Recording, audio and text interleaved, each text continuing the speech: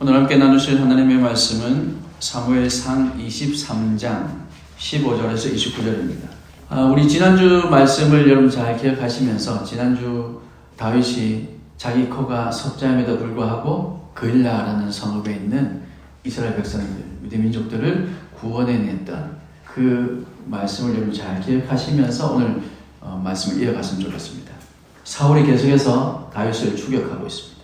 사울은 계속해서 다윗을 잡기 위해서 탐꾼 정보원들을 여기저기 심어놓으며 그렇게 추격하고 있어요. 그러나 그에 반해서 다윗은 끝모를 도망자의 삶을 살아가고 있습니다. 그일라에서 잡힐 뻔했죠.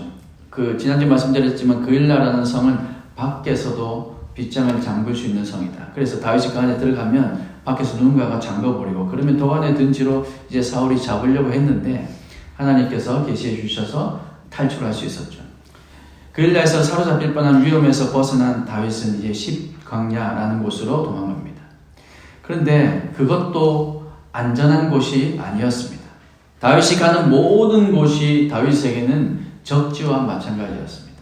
사울 왕이 배치해 놓은 정보원들이 어딜 가나 있었습니다. 그래서 그들의 눈을 피하며 도망다니기란 여간 힘든 게 아니었죠. 그러나 하나님의 손길, 우리 지난주 23장 14절 말씀에 기록되어 있었죠. 뭐라고 기록되어 있습니까? 14절 한번 보십시오. 다윗이 광야의 요새에도 있었고 또 십광야 산골에도 머물렀으므로 사울이 매일 찾되 그 다음 뭐라고 되어 있습니까? 하나님이 그의 손에 넘기지 아니하시니라.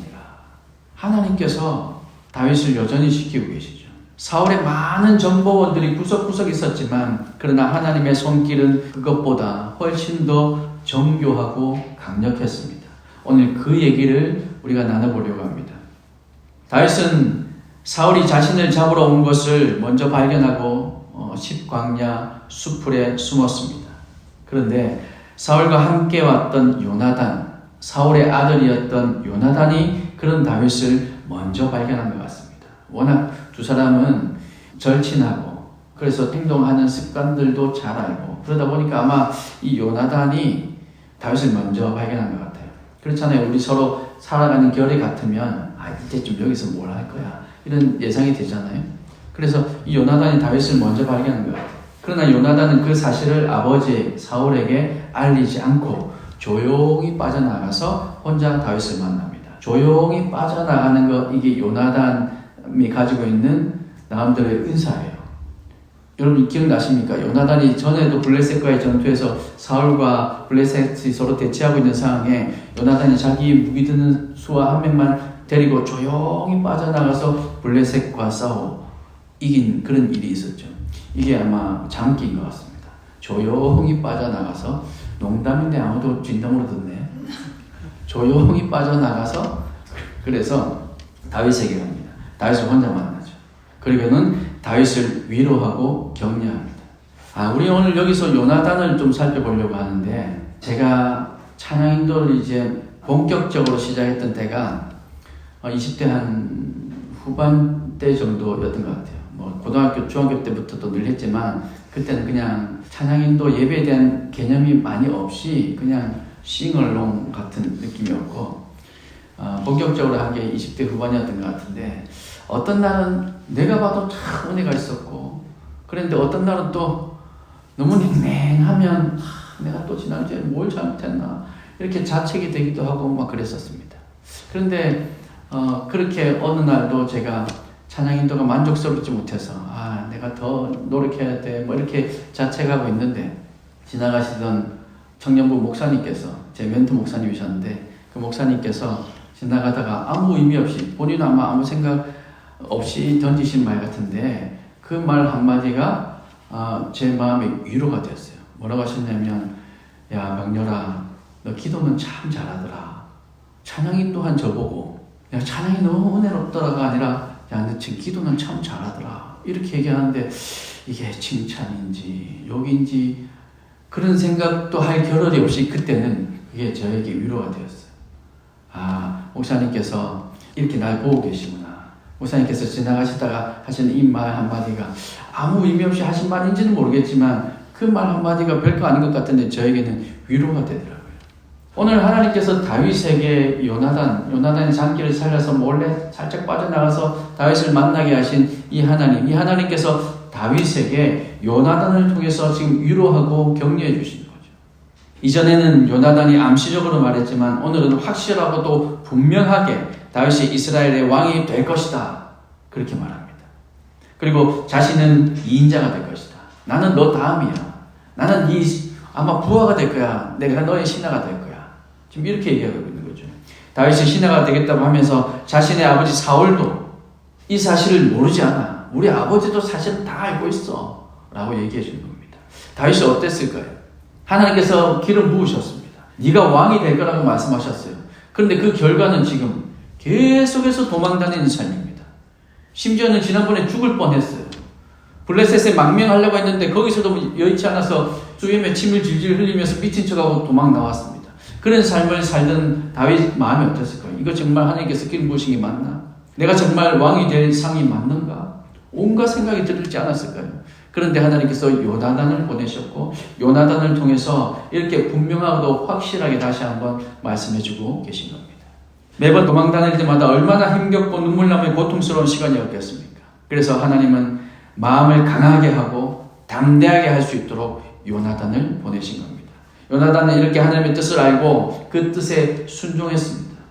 요나단이 만약에 아버지 사울 때문에 다윗에게 갈 것을 주저하고 망설이고 또 혹시나 자기 아버지가 왕이니까 내가 그 다음 왕이 될 텐데 차라리 그냥 내가 왕이 돼서 다윗 너 생명 보존해 줄게 뭐 얼마든지 여러 가지 다른 생각들을 할 수 있었을 텐데 그런데 요나단은 그러지 않았죠. 누가 봐도 정신 나간 짓이라고 할 수 있는 왕자의 행동이었습니다. 그는 그렇지만 하나님의 뜻이 더 중요했기에 이렇게 얘기할 수 있었던 겁니다. 그래서 자신이 신하가 되어도 상관없다면서 다윗에게 충성을 맹세합니다. 하지만 사울은 달랐죠. 사울도 마찬가지로 하나님의 뜻을 알았습니다. 사울이 잠깐 회개했잖아요. 여러분 살펴봤잖아요. 아들에게 단창을 던지고 아들한테도 그렇게 하면서도 아들이 아버지 이게 뭡니까? 다윗이 도대체 무슨 죄를 지었단 말입니까? 또 이렇게 얘기할 때는 사울이 잠깐 정신이 돌아옵니다. 그때 하는 말마다 뭐라고 하냐면 그래 나도 안다. 다윗이 왕이 될 것을 나도 안다. 사울도 알았어요. 사울도 하나님의 뜻을 알았지만 그 말씀에 순종하기보다는 다윗을 잡아서 다윗을 죽여서 하나님의 의지를 막으려는 반역자의 삶을 살기로 그는 결정한 겁니다. 아니라고 어떻게 말할 수 있겠습니까? 사울은 다윗이 자신에게 반역했다고 하면서 다윗을 죽이러 다니지만 사실은 자신이 이스라엘의 진정한 왕이신 여호와 하나님께 반역하고 있다는 그 사실은 미처 깨닫지 못하고 있는 거죠. 아니 어쩌면 알고 있었지만 애써 부정하고 있었을 겁니다. 사랑하는 여러분, 하나님의 뜻을 몰라서 순종하지 못하는 경우는 잘 없습니다. 물론 하나님 지금 제 진로가 어떻게 되는 게 좋을까요? 제가 무엇을 하며 살아야 될까요? 하나님 뜻이 어디 있습니까? 라고 많이 묻고 우리 기도하죠. 지금 여러분의 시기는 아마 많이 그렇게 묻고 기도할 때일 겁니다. 그렇지만 사실 많은 경우에 우리가 하나님의 뜻을 몰라서 순종하지 못하는 경우는 잘 없습니다. 무엇을 해야 될지 알죠. 하지만 저거 하면 내가 하고 싶은 게 아닌데 저거 하면 어쩌면 나한테 손해가 있을 것 같은데 이런 걱정들 때문에 이게 분명한 선한 길이고 누가 봐도 이것이 하나님께서 기뻐하신 일인 줄 알지만 근데 그렇게 하자니 내가 원하는 것들 다 내려놓기가 너무 두려운 거죠. 너무 싫은 거죠. 그래서 순종하지 못하면서 계속해서 하나님 뜻이 무엇입니까? 그 말은 뭡니까? 하나님께서 지금 나타나서 이놈아 이렇게 해주기를 원하는 거죠. 물론 지금도 하나님께서 그걸 못하실 분은 아니지만 신약시대인 지금은 이제 그러지 않으시잖아요. 말씀을 주셨으니까. 우리가 기도하면 성령님께서 우리에게 찾아오셔서 우리 마음속에 깨닫게 해주고 계시니까요. 그래서 그렇게 하지 않으시는데 지금 우리는 계속해서 누군가가 와서 이거 하나님의 뜻이 분명해 라고 말해주기를 원하고 성경을 쫙 펴면 거기서 하나님의 뜻이 딱 나타나기를 원하고 내가 기도하는데 뭔가 계시가 나타나서 환상이 보이고 하나님의 음성이 들려서 말씀해 주시기를 원하며 그렇게 하나님의 뜻을 구하죠. 그건 하나님의 뜻을 구하는 게 아닙니다. 지금 내가 하고 싶은 거 하겠다고 고집 부리는 거죠. 우리는 하나님의 뜻을 이미 알고 있지만 많은 경우 알지만 순종하지 않는 우리의 모습을 발견합니다. 요나단처럼 살아야 함을 우리의 머리는 이미 알고 있지만 안타깝게도 다윗아 상황 봐봐. 너 아무리 나랑 친하지만 지금 이 상황은 일단 내가 왕이 되는 게 좋을 것 같아. 이렇게 얘기할 수 있는 거죠. 그러나 요나단은 그러지 않잖아요. 자기 생명을 걸고 자기도 목숨 걸고 지금 아버지 앞에 잡히면 아버지가 이미 자기에게 단창을 던진 적도 있단 말이죠. 미친 여인의 자식아 이렇게 얘기했던 적도 있단 말이죠. 지금 이 시대는 아무리 아들이라도 왕권에 도전하면 한 칼에 보내버리는 그런 시대였단 말이죠. 그러니 요나단도 지금 목숨 걸고 다윗을 찾아간 겁니다. 찾아가서 뭐 크게 대단한 것도 아니에요. 그냥 위로의 말 한마디 던져준 거예요. 이것이 순종한 요나단의 모습인 겁니다. 그런 우리의 육신을 쳐서 복종시키는 결단이 있어야 할 것입니다. 요나단처럼 하나님의 뜻을 깨달았다면, 하나님의 뜻이 발견되었다면 더 이상의 계산은 멈추고 그 하나님의 음성에 순종하는 저와 여러분이 되시기를 주님의 이름으로 축복합니다.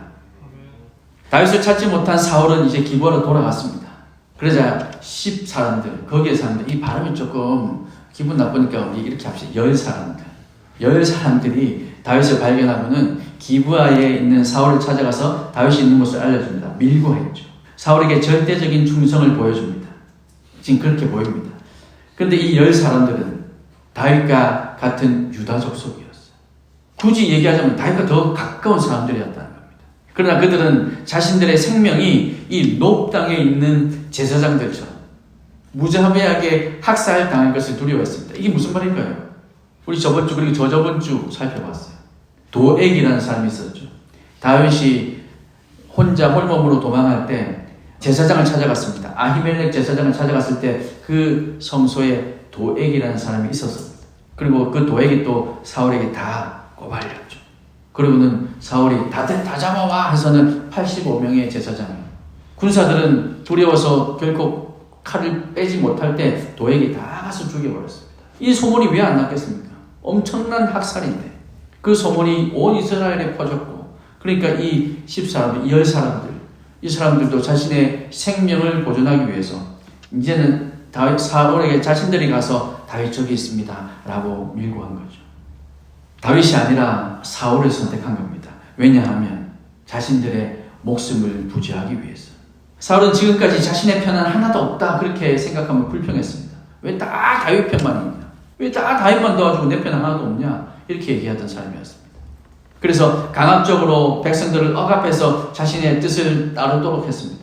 급기야 제사장들, 그냥 일반 사람들도 아닌 제사장들을 85명이나 학살을 했습니다. 그런 와중에 이제 이 10사람들이 와서 자기에게 다윗이 저기 있다가 먼저 와서 얘기해 주니 이 사울이 기쁜 거예요. 와, 진짜 내 편이 생겼구나. 그 마음에 너무 흡족했습니다. 근데 사실 이것도 여러분 잘 생각해 보십시오. 이것도 어리석은 생각입니다. 왜 그럴까요?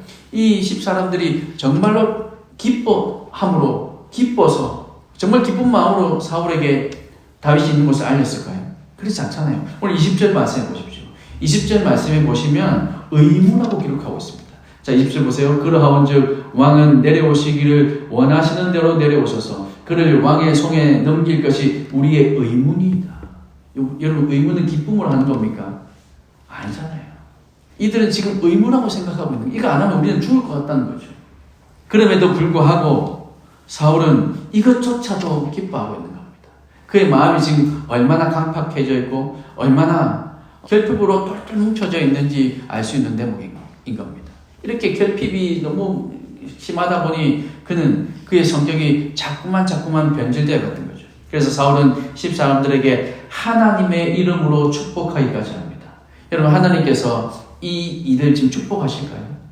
우리가 크신 하나님의 뜻을 다 알 수는 없지만 그래도 너무너무 지극히 상식적으로 생각해 볼 때 하나님께서 지금 이 다윗을 잡는 이것을 기뻐하실까요? 물론 하나님은 능력이 많으셔서 이 일을 통해서도 하나님께서는 영광 받으시고 이 일을 통해서도 합력해서 선을 이루게 하실 것임에는 분명하지만 그러나 우리가 상식적으로 생각해 보면 이 일을 하나님께서 기뻐하실 리가 없습니다. 그런데 사울은 하나님의 이름으로 축복하죠. 사울이 언제 하나님을 찾았다고? 그에 반해서 다윗을 돕는 사람들은 극소수에 불과했습니다. 지금 다윗과 함께 하고 있는 사람은 약 600명 정도에 불과합니다. 그것도 함께 이동해야 됩니다. 그러니 이 600명, 겨우 600명밖에 안 되는 인원이기도 한데 겨우 이 600명이라는 인원도 내가 돌봐야 하는 인원인 겁니다. 이들과 함께 도망 다니자니 차라리 내가 홀몸이면 괜찮을 것 같은데 600명이 자녀들까지 하면 더 많을 거거든요. 이 600명이 같이 다니니 이 사람들 눈에 안 띌 수가 없는 거죠. 사람들에게 들키기 딱 좋은 모습이었습니다. 다윗은 사람들의 도움을 받기는커녕 오히려 사람들을 도와야 할 입장이었습니다. 지난주에 우리 살펴본 그일라라는 성을 구원할 때도 마찬가지였죠. 그럼에도 불구하고 다윗은 사울의 손을 잘 피해 다니고 있었습니다. 사울에게 잡힐 듯 잡히지 않을 수 있었던 이유는 다윗도 누군가의 도움을 받고 있었기 때문입니다. 그 누군가가 누굴까요? 누구의 도움을 받고 있었을까요? 그 도움의 손길은 사울을 도왔던 이 10사람들의 손길과는 비교할 수 없는 강력한 손길이었습니다. 그 손길은 바로 하나님의 손길이었죠. 사울은 하나님의 도움이 아닌 사람의 도움을 의지하고 있는데 다윗은 사람의 손길이 아닌 하나님의 도움을 받고 있었던 겁니다. 이것은 하나님과 사람의 싸움이다. 어쩌면 이렇게 얘기해 볼 수도 있는 거죠. 비교할 수 없는 싸움, 상대가 되지 않는 그런 싸움이었습니다.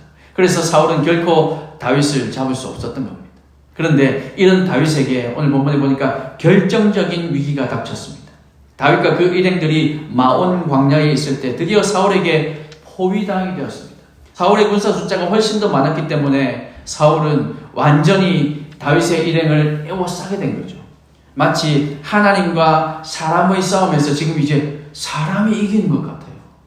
다윗을 예수 그리스도의 그림자라고 하는 이유는 어쩌면 이 대목도 이유가 되지 않을까 생각이 됩니다. 십자가에 달리신 예수님, 그 십자가에 달려서 돌아가신 그 상을 볼 때는 마귀가 이기는 것 같았어요. 사람이 이기는 것 같았어요.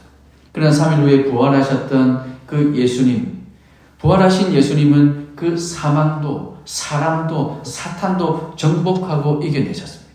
마치 그 그림자를 지금 보여주는 것 같죠. 하나님과 사람들의 싸움에서 지금 사람들이 이기는 것 같습니다.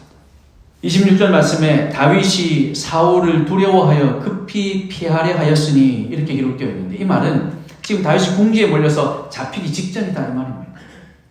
사람들의 도움을 받은 사울이 이기는 것 같았습니다. 사울은 자신이 이겼다고 지금 확신하는 그런 찰나였습니다. 그런데 그때 한 전령이 급한 소식을 가지고 옵니다. 블레셋이 쳐들어왔다는 거예요. 블레셋이 지금 쳐들어와서 이스라엘이라는 이 나라가 없어질 지경이다. 지금 안 가면 우리는 죽습니다. 라고 얘기하며 전령이 찾아왔습니다. 이제 조금만 더 포위하면, 조금만 더 몰아가면 이제 다윗을 잡을 것 같은데.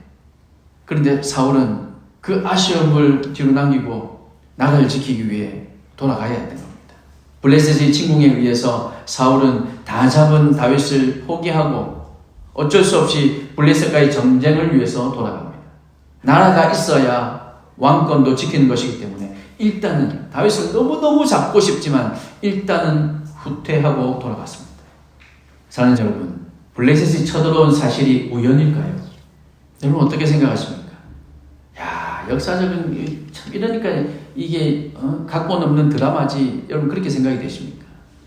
야, 어떻게 타이밍에 맞춰도 이렇게 맞췄을까? 저와 여러분은 이것이 결국 우연이 아니다라는 사실을 아마 알고 계실 것이고 믿을 거라 저는 생각이 됩니다. 그런데 사울도 그랬을까요? 사울은 그저 정말 재수없다. 왜 하필이 밑에 저 블레셋 저것들 진작에 없애버렸어야 되는데 뭐 이 정도 생각하겠죠. 하나님께서 다윗을 사울의 손에 넘겨주지 않는다고 14절에 우리 아까 봤죠? 하나님께서 분명히 그렇게 말씀하고 성경에 기록하고 있는데 사울만 지금 그 사실을 인정하지 못하고 있는 겁니다. 하나님이 사람들의 손에 정복당할 수 있을 거라고, 우리 사람들이 하나님을 이길 수 있을 거라고 지금 사울만 그렇게 생각하고 있는 겁니다. 그리고 이 블레셋의 침공은 하나님의 작품임에 분명하지만 사실은 다윗이 하나님의 말씀에 순종한 결과이기도 합니다. 이게 무슨 말일까요?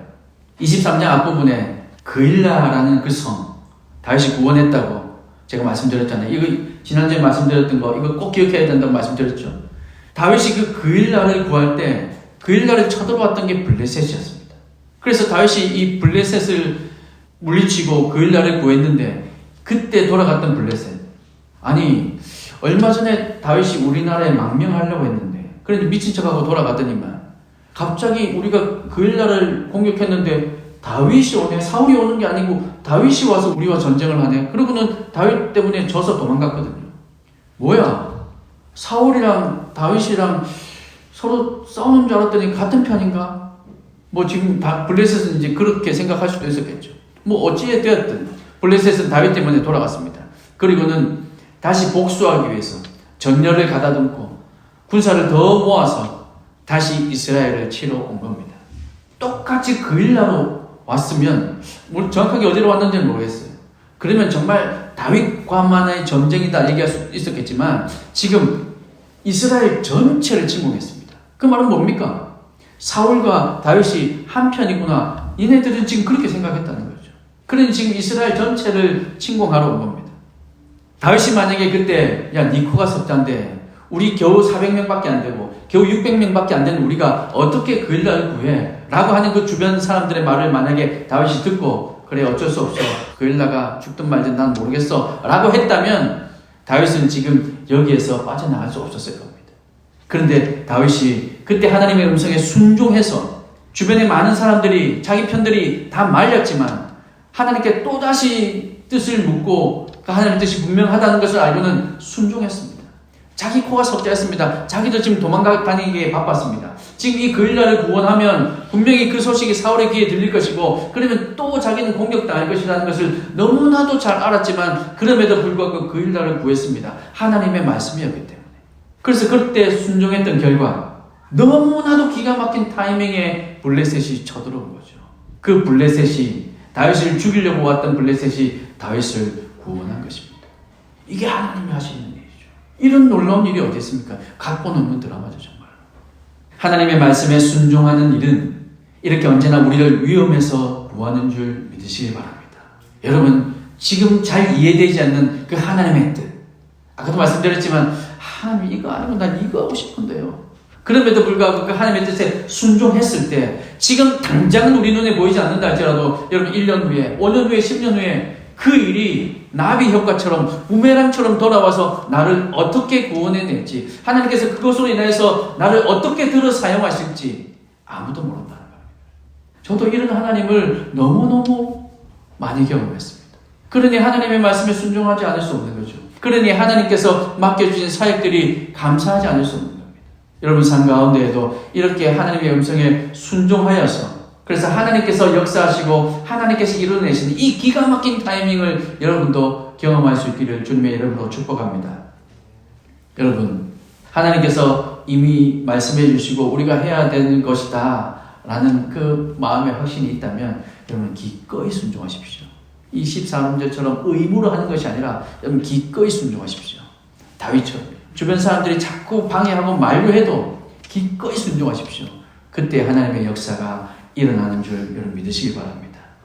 이 순종으로 인해서 여러분이 어떤 도움을 얻을지 많은 사람들, 이 세상 사람들의 도움은 나에게 없을지라도 하나님의 도우심, 하나님 한 분 우리를 도우시면 되잖아요. 다윗처럼. 그럼 끝나는 거잖아요. 어떻게 사람이 하나님을 이기겠습니까? 그 하나님의 도우심이 그 손길이 끊이지 않게 될 것이라는 사실을 여러분 믿으시길 바랍니다. 오늘 저와 여러분도 하나님께서 지키시고 도우신다는 사실을 믿으시고 사람의 도움이 아니라 하나님의 도움이 있어야 한다는 그 사실 이번 한 주간 여러분 마음속에 새기고 그래서 이번 한 주간 하나님의 도우심을 구하며 그 하나님의 도우심으로 인하여서 승리하는 삶이 될 수 있기를 주님의 이름으로 축복합니다.